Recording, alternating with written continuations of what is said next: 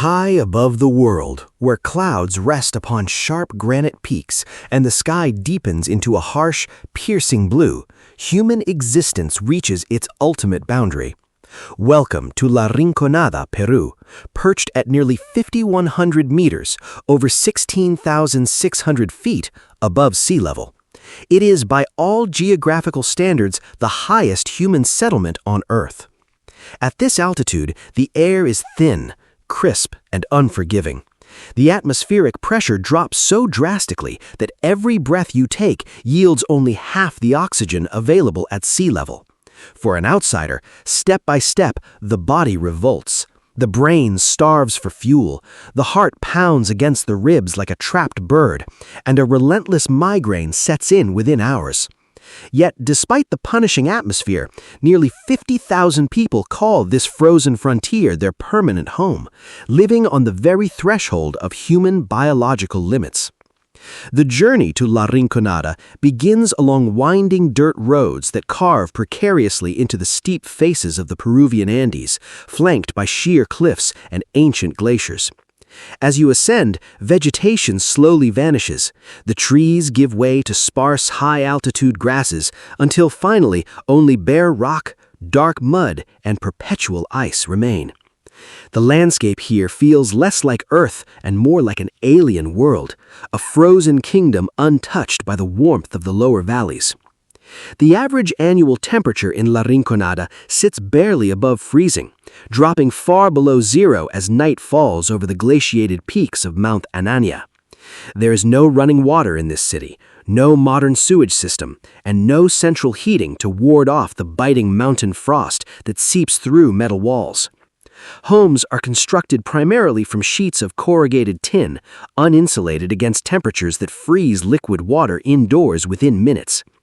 To survive here, the human body must undergo remarkable physiological changes, adaptations that local residents have developed across generations.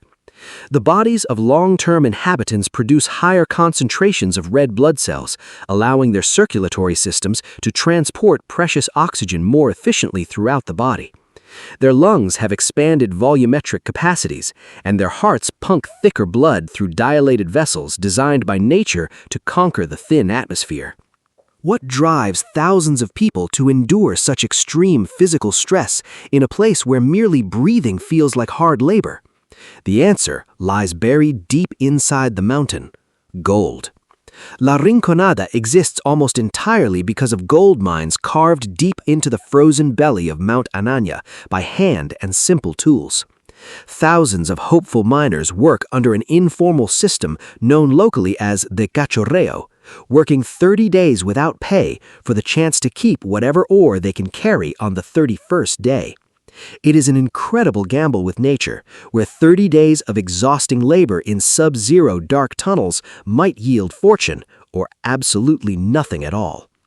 Despite the absence of municipal law, garbage services, or basic comforts, a distinct community thrives amidst the mud, snow, and metallic roofs. Small markets sell hot soups, vibrant local textiles line frozen pathways, and children play games on icy terrain, adapted entirely to an environment that would break most human beings. Life here operates on a rhythm dictated by the sun and the weather. When daylight breaks, the town hums with quiet endurance as workers march toward the icy slopes.